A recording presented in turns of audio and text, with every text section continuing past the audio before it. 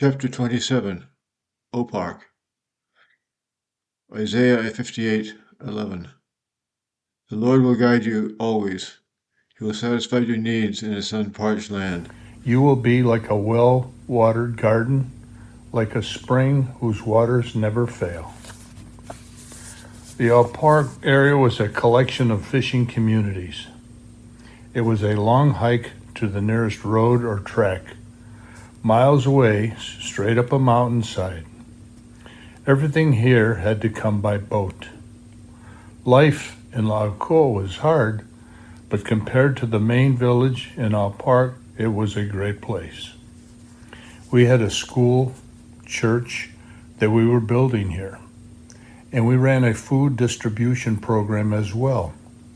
In time, the church became a regional church center as it was the only real building in the area. In Park, everything was built on the sand, and we knew the Bible. We built the church up on the hillside with a solid foundation on the rock. A young man from Alberta, Canada, who we had never met before, came to work with us for a month. His name was Chris. He flew into Port-au-Prince, and I picked him up at the airport via Ibo. He saw the country between the airport and Ibo, and he saw the village at Ibo for a few hours the day he arrived. He saw a bit of what poverty was about. The next morning, we pulled up anchor and headed to our park. Chris came from a family that spoke fluent French.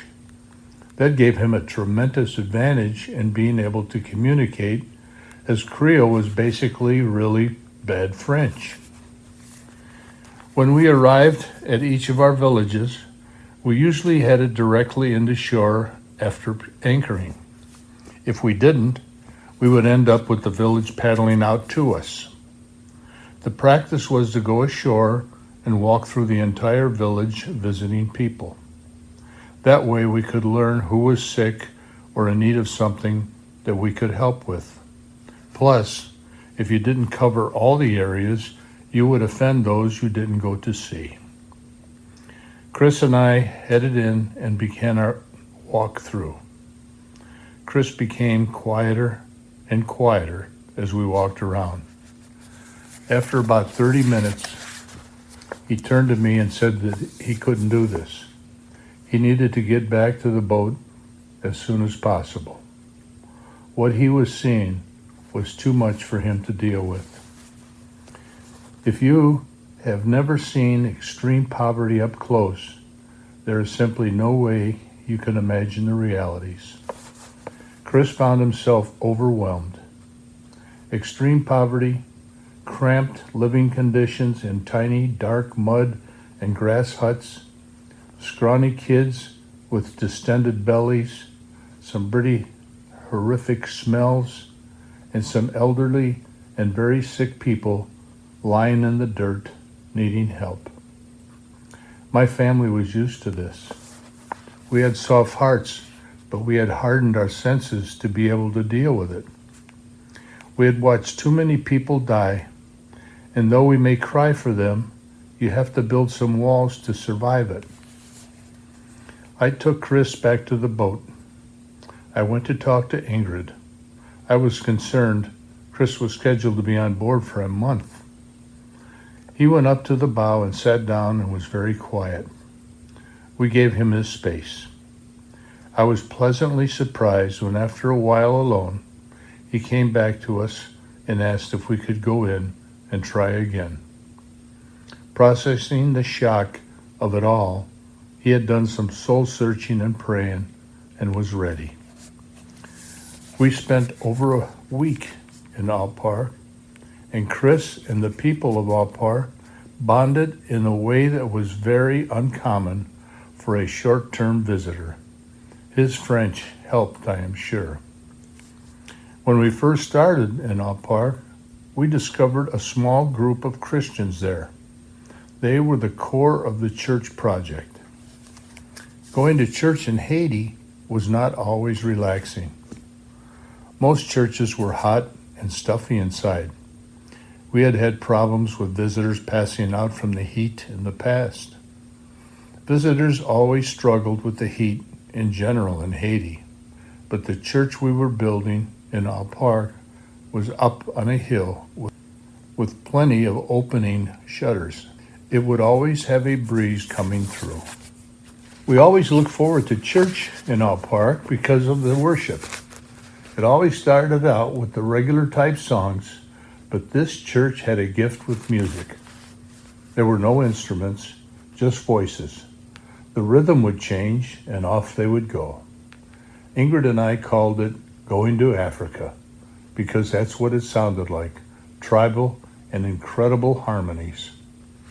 I mention this because the people were so fond of Chris that they decided to have evening services every night he was there, and they sang their hearts out.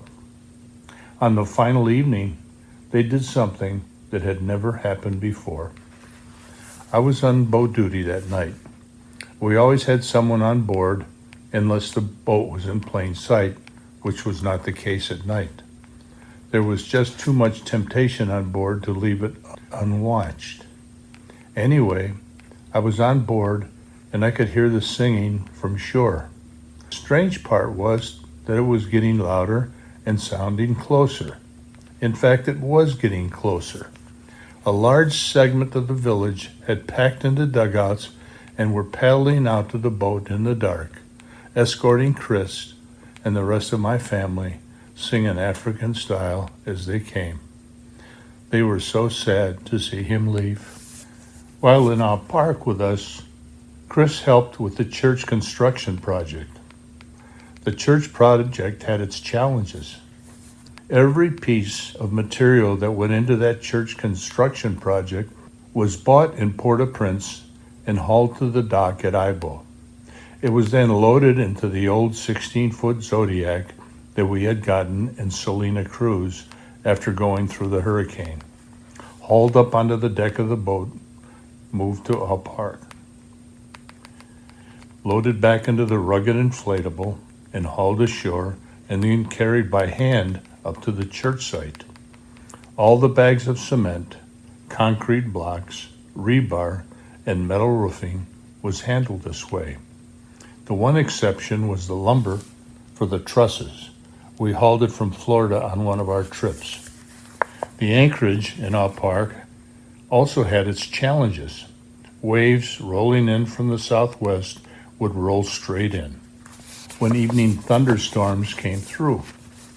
The boat was fine if the wind held us facing the waves, but when a thunderstorm rolled through this anchorage, the wind and waves never seemed to coordinate together, and we would roll for a few hours. From May through September, both the Al Park and La Cour anchorages had violent thunderstorms around half the nights. Another of Al Park's problems was a lack of fresh water. They were surrounded by salt water, but had no fresh water. We had missionary well drillers come out to see what could be done. The low sandy land in the village was only a foot or two above sea level, more of a sandbar than solid land. Any well drilled there would not have good water. When you got on solid land up on the hill and in far enough from the ocean, it was solid rock. And the rigs that were small enough to bring out by boat would not drill through the rock. The nearest fresh water was about 1 mile down the coast. The people in the area hauled water in jugs and buckets by dugout. All the water we needed for mixing concrete for the school church project also had to be hauled.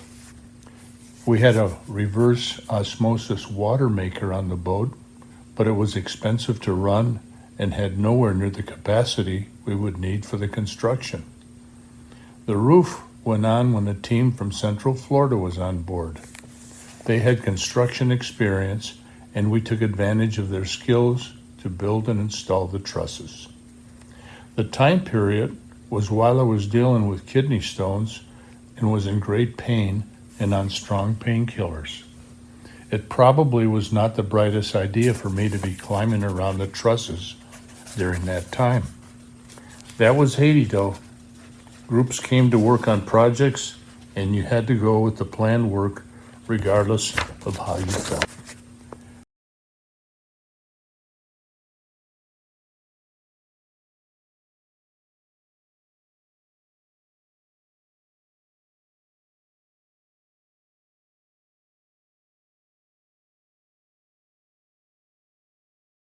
Chapter 28, Flash and Bang and the Art of Anchoring.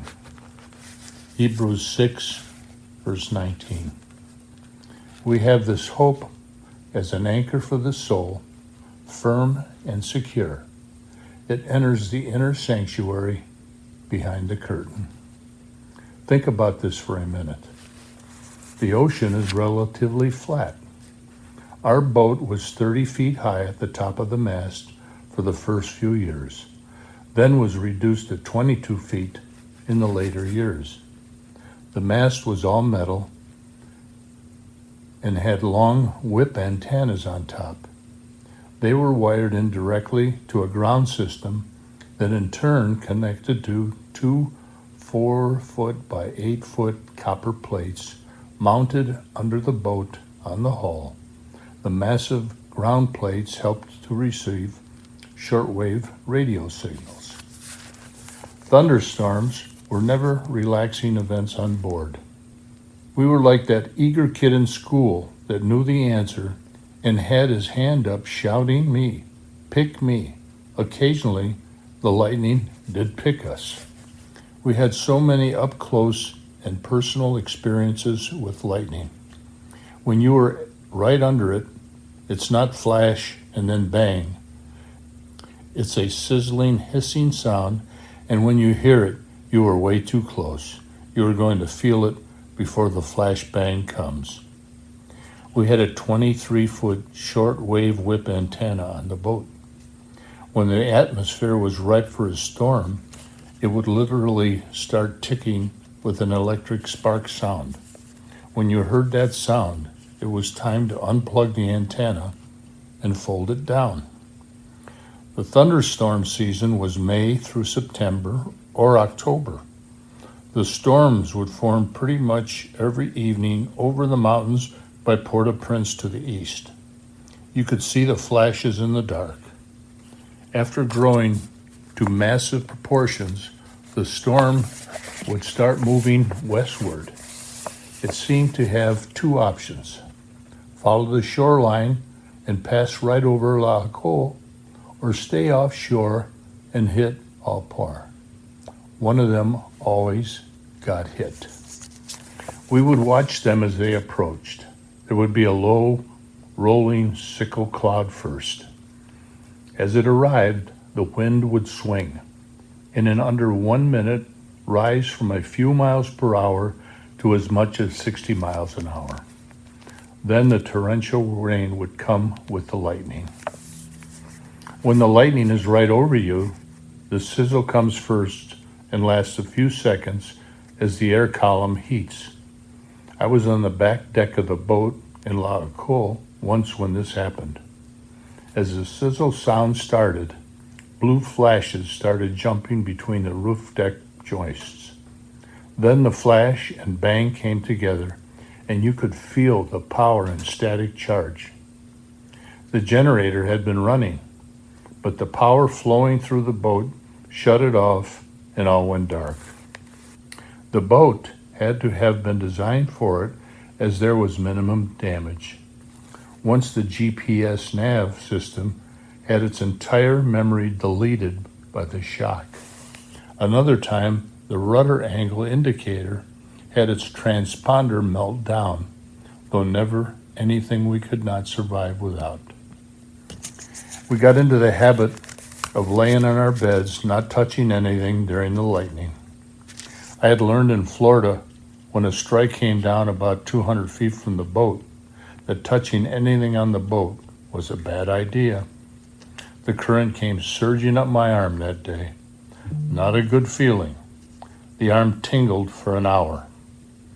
The heat in the summertime in Haiti was intense. Sometimes our kids would camp out in the center cabin area outside. There was room to lay down under cover on the cabin roof with the center top deck overhead in case it rained. One night, an unexpected sizzle sound started. We had all gone to bed just a few minutes earlier. As the sizzle started, I hollered for no one to touch anything.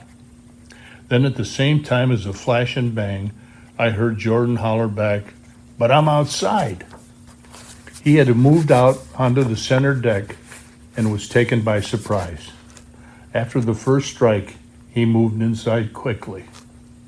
To survive the winds that came with the thunderstorms, we had to be well anchored. When coming into anchor at each location, we would have to select the right anchor to use based on the bottom. We had 4 main anchors, 2 Danforth-style anchors weighing 85 pounds each. They were great for holding with a mud bottom, such as Laocoon. The third anchor was an 80-pound CQR plow-style anchor that we would use as a stern hook when needed. The fourth anchor was a massive 135-pound Bruce anchor. Once properly set in sand, it would never let go. I knew this because we were at anchor in Florida for Hurricane Francis. We had winds gusting to 85 miles an hour for 12 hours, and it did not budge. We lay at anchor more than 380 nights in a row during each trip into Haiti. I was a fanatic for following proper protocol for anchoring each and every time the anchor went down. We would pull into an anchorage and complete a large circle, checking for depth and obstructions. After determining bottom type and the right anchor type, we headed to where we wanted to set the anchor, having made sure we had swinging room. A 600-foot circle was best. With the bow pointed in the direction that had the highest possibility of weather development, we would lower the anchor gently to the bottom, then go in a slow reverse to lay out the anchor chain. With the right amount of chain out, usually all 300 feet, unless in very shallow water, I would ease the throttles up to high power in reverse until the chain went rigid. Then off the power and let the chain's weight pull the boat forward. Once the chain was slack, it was back to power in reverse to see if the anchor would jerk out. Normally, it was well buried.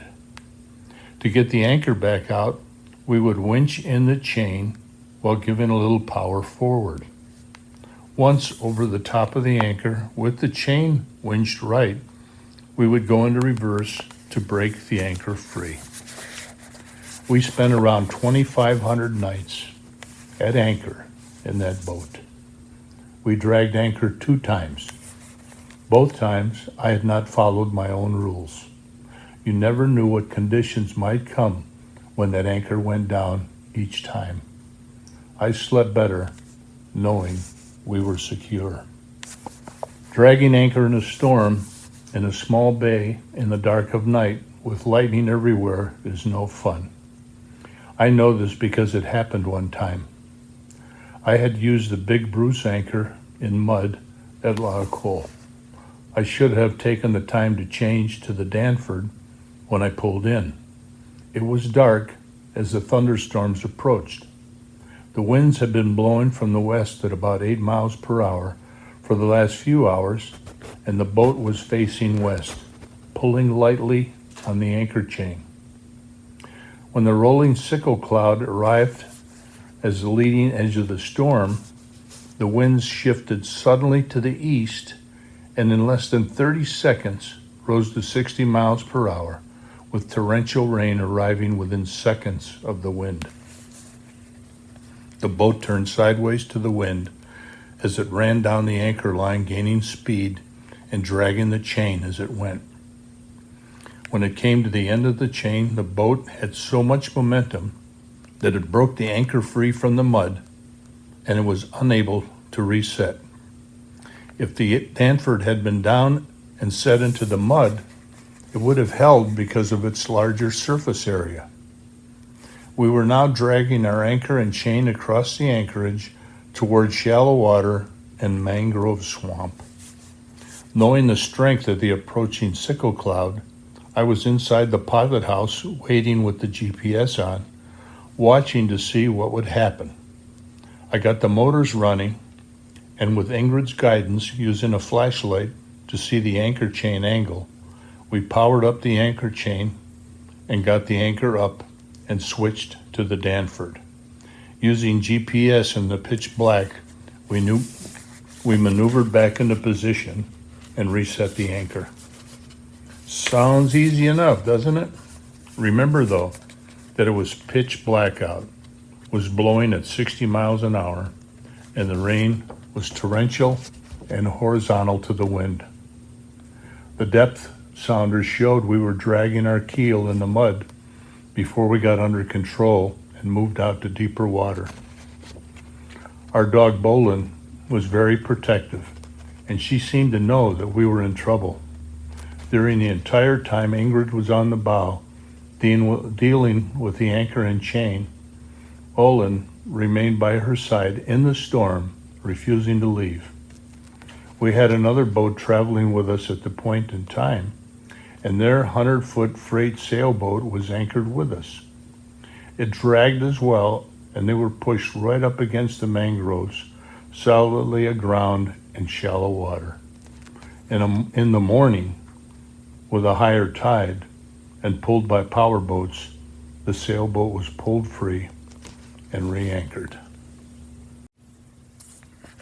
Chapter 29.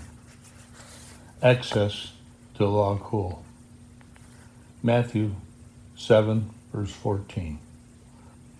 But small is the gate, and narrow is the road that leads to life, and only a few find it. In the later years of our time in Haiti, things became more and more unsettled politically. As time went on, mission organizations continued to pull their people out of Haiti for safety. During those times, we stopped having groups come down to Haiti, and because we were so heavily involved in construction in Laocool, we were not in Ibo as much and stayed mainly in Laocool and Al Park. The road tracks into Laocool were horrible and some days simply unpassable. With the school construction in full swing, we needed a way to move materials from Tiguan to the construction site. Mano helped us find an old beater pickup truck and negotiate the price. We kept the truck at a hut near the school, and the family there watched over it when we weren't around. When we were in Florida for restocking, the truck was kept at Ed's Happy House. There were 3 ways to get a truck into the Laocool area, none of them good. The first problem was the main highway from Tiguan. It had been a very wet year, and the roads were poorly designed. Sections of the road, usually a few hundred feet long, were buried in thick mud that came down the mountainside in overflowing creeks. On drier days, you might get through with help from people that went there every day, who would help push for a small payment. On wet days, it was beyond even trying. You may wonder why the government didn't clear the road. This was Haiti. Things just didn't work well there. It would get cleared once in a while, but the next heavy rain just brought more mud. If you could get through, there were 2 possible ways in. One was a very steep track, a wide path, not a road, that went straight down the hillside. You could only go down, and even then it was extremely difficult. It was too steep to go up. Then the other way, longer and rough, was down the road another mile or 2, and then follow a dirt roadway back and toward the school. You did not drive over the potholes. you drove down into them and then back up again. If it was too wet, you would get stuck in mud, buried on both axles. If these routes on the main road were not passable, then one would have to take the lower way along the waterfront through Tigini. This was a long, slow route that followed the shoreline. A number of creek crossings required getting the truck down the bank, through the water and mud, and back up the other side. The use of this route was dependent on how high the creeks were. Bags of cement, lumber, rebar, and metal roofing had to come in for construction, and supplies had to come in for school feeding and dry food distribution programs, plus fuel for the boat.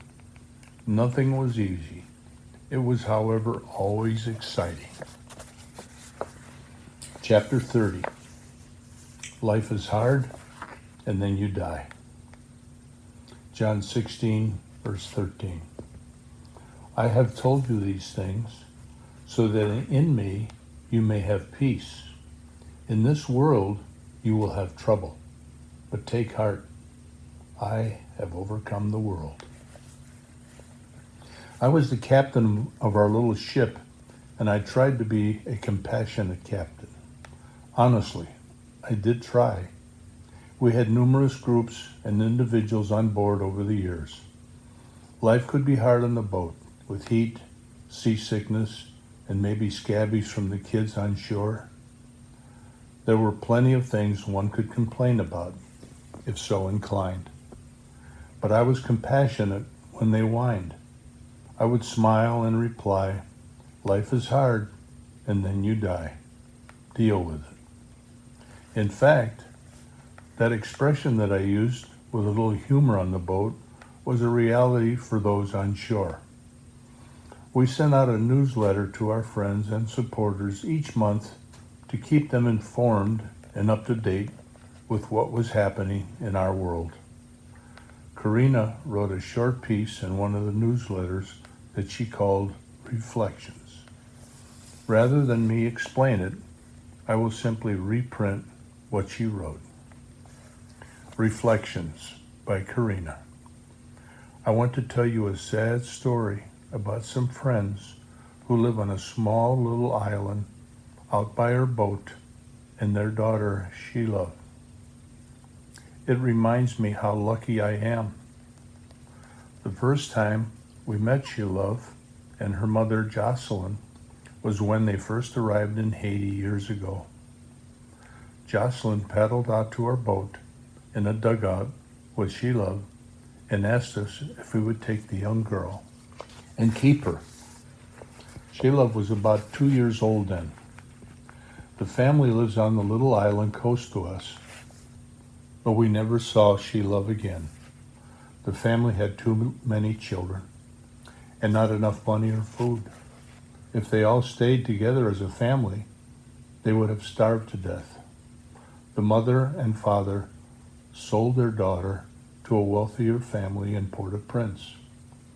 Slavery is not legal here in Haiti, but people still sell their children to others as slaves to help them survive. They call them restaviks, and they work at the house they were sold to, doing chores and all the housework, and in return, they get something to eat each day. Tybinson, Sheila's brother, is also gone now, but he is older than Sheila. He is also a Restavik, now in Port-au-Prince, and we have not seen him for a year or two. He at least knows his mom and dad, but Sheila was sold when she was little and does not even know her mom and dad. If that happened to me, I would be completely overwhelmed and would probably hate everyone. I don't think I would be able to forgive and forget without God, and cannot even begin to understand how horrible it must be. I think I am a very lucky kid. I have parents who want and love me, And I get to help them because I want to, not because I have to. I also have enough food to eat every day and a comfortable place to live. Sheila never had any of these things. Karina. The island that the family lived on was a bit bigger than the size of an average modern house in America. They did not have a grass or mud hut, but they had 2.5 walls and a partial roof. When it blew and rained, they got wet. You may wonder what kind of people would sell their children. The answer is simple: parents who could not bear to watch their children starve to death. Jocelyn was a sweet woman. We hired one of her sons to haul water for washing laundry from a good well on shore. We hired Jocelyn one day a week to do laundry on the back deck and to go to the market to buy vegetables for us weekly. We could not bear to not help them survive. With time, we would build them a regular Haitian-style hut to live in on the island. It even had a metal roof rather than grass. Total cost of materials for the hut was just over $100. To them, it was a fortune. John lived in a grass and mud hut on the beach. He was in his 30s.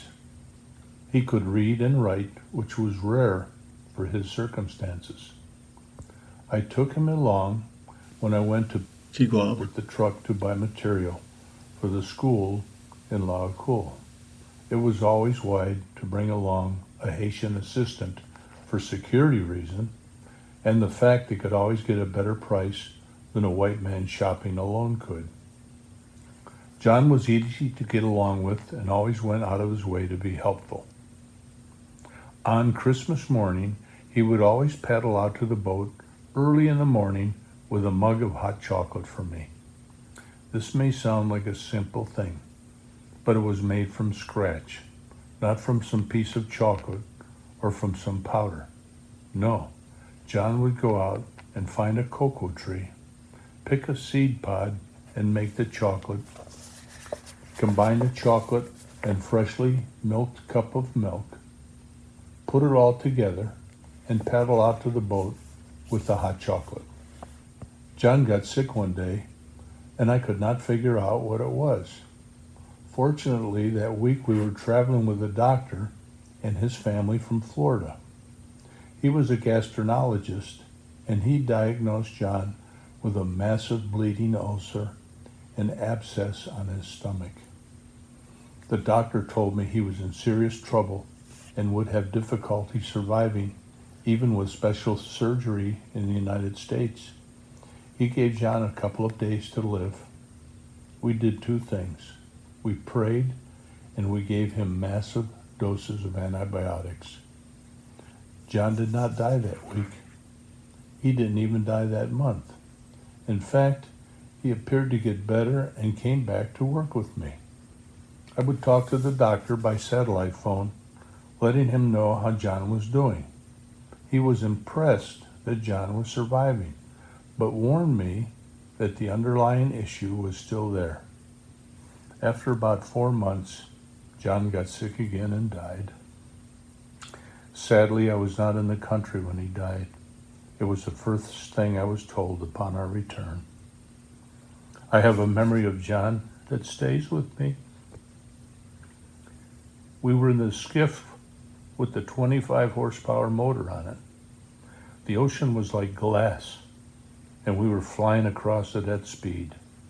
The two of us were making a high-speed run from Laocool to Alpar across nearly 20 miles of open ocean. It was a beautiful day. This was a first for John, and he sat up in front of me grinning. Then something amazing happened. I saw a whale, a very big whale, sleeping on the surface. I could not resist. I altered course slightly, heading straight for it at full tilt. As we got close, it woke and was getting ready to dive. I aimed the skiff to pass right behind the tail. As we arrived, still doing full speed, the tail went up as he started to roll into his dive. We passed just under his tail. It was amazing. His tail was wider than our 14-foot skiff was long, and the whale was longer than our 75-foot boat. He was huge. The grin on John's face as we passed under the tail is how I remember my friend. People I knew died all too often in Haiti. My phrase was all too real. Life is hard, and then you die. Deal with it. John was a Christ follower believer. He had dealt with it. When I am called home and arrive at the gates, John will be there with the rest of them to meet me. We lost a lot of people, but our medical program saved far more than we lost. While I tended to forget the many victories, the ones I lost stayed with me. Our friends on shore in these little huts were the opposite. They remembered those we had saved with medicine, and they remembered us feeding them when they were hungry.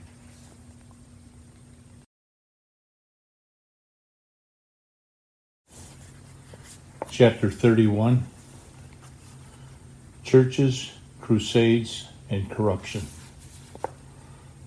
1 Corinthians 16, verse 13. Be on your guard, stand firm in the faith, be courageous, be strong. We worked with a number of small churches scattered between La Cool and Petit Cove. I have mentioned Pastor Harold from a small church by La Cool. Another church we dealt with was in the small settlement of Tigini. The pastor there was Pastor August, not the same August as the customs officer. He ran a poor little church, but he was optimistic. The church there was tiny, but full. The problems that we encountered with rebuilding existing churches was that their property was very small. These little churches had just enough land for a building and no more. There was no land needed for parking lots because there were no cars. To enlarge the church building, one had to build around and over the existing building. Then the old building, now standing inside the new one, was dismantled. Both of these church buildings were really too small to allow the congregation to grow. Our first Haitian crusade was in La Cool, but people came from all over to attend. Samuel was the main speaker, and he was very good at teaching his people. It was a success, and this added to the need to expand Pastor Herod's building, which we did. The next crusade we ran was in Tigini, and it was 4 nights long. We had 7 local churches working together for this one, and people flocked down from the mountains to attend. There was an old abandoned coffee mill, Guinea Church, and we used this property for the event. We provided some of the music ourselves, and other music groups came from all around. We were having great success. On the morning of the final day, we had some pastors over for a meeting on the back deck of the boat, organizing the final night. The next thing we knew, a Zodiac came in fast, and Haitian Coast Guard and police were scrambling up onto our deck with their assault rifles locked and loaded like we were drug smugglers or something. Samuel was on board, and so was Benson, the little Haitian boy I talked about previously, plus the local pastors. The police sergeant in charge had the boat searched and found the old .303 rifle. He said that we were being charged with shooting at people on the beach, which was totally ridiculous. We convinced them that the local pastors were just visitors and should be let go. The sergeant agreed and let them go. We were then ordered to start the engines and take the police officers and the boat to the wharf at Petit Gove. I was stalling, trying to figure out what to do. I told him one engine was down, trying to buy time as I tried to find the solution to our problem, and we started the trip slowly on one engine. I did manage a quick visit to our aft cabin and made a very quick call on the sat phone to Canada, advising a board member of our problem, knowing that they would contact Canada External Affairs and through them the Canadian Embassy in Port-au-Prince. The Coast Guard officers knew who we were. They had been on board before, but the police were in charge. They had ordered the Coast Guard boat to take them out to our boat. The police sergeant was in charge and was with me in the pilot house and was not listening to any logic. He was in charge, he said, pointing to his stripes. While the sergeant was with me, his second in charge was talking to Ingrid and Samuel outside. The policeman asked who Benson belonged to, and they told him the story. I think it was Benson's story that convinced him that we were not the kind of people that would be shooting at people on shore. He went to another part of the boat and was talking on his radio. As we drew close to Petit Gove, I told the sergeant that the water was too shallow to bring the boat up to the dock. He told me that there was plenty of water and to take the boat in. I directed his attention to the sonar, which showed the depth under the keel. Clearly, the water was too shallow. He finally agreed, and I went into reverse before we went aground. I would have gone into reverse regardless of what he said. I was not going to put my boat aground. We backed out and dropped the anchor in deeper water. A crowd began to gather on the wharf. This was not an angry mob like in Corral, but everyone we knew from Lacool and Tigini. They were in full protest on the wharf and at the police station. The pastors had told everyone what was happening, and our people reacted quickly. Dropping whatever they were doing, they ran through the village and out to the main road where they got trucks to give them rides to Petit Gove. The sergeant went ashore to figure out his next move, leaving police officers on board with us. The second in charge was still aboard and came to me while the sergeant was gone and said that the sergeant was going to come back shortly. He would return our rifle, apologize, and set us free. The second in command had gone over the sergeant's head and talked to the captain at the station, who was dealing with angry protesters from our villagers, and told him what was happening. The sergeant was now being told by the captain to return our rifle, apologize, and set us free. He did. We went back to Lacool and carried on with the last night of the crusade. As the Tigini church grew, we helped expand their church building. It was comforting to know that the people we were there to help would back us up in a pinch. This was a major thing for them to do in Haiti. Going back to the days of the Tonton Macoute, the police had ruled with an iron fist, and the population still feared the police and did their best to avoid dealing with them. As for the police sergeant, it turns out he was in the drug smuggling business. Our boat looked like a great boat for smuggling drugs. He wanted us in jail so he could seize the boat. He eventually fled to the Dominican Republic to avoid jail himself.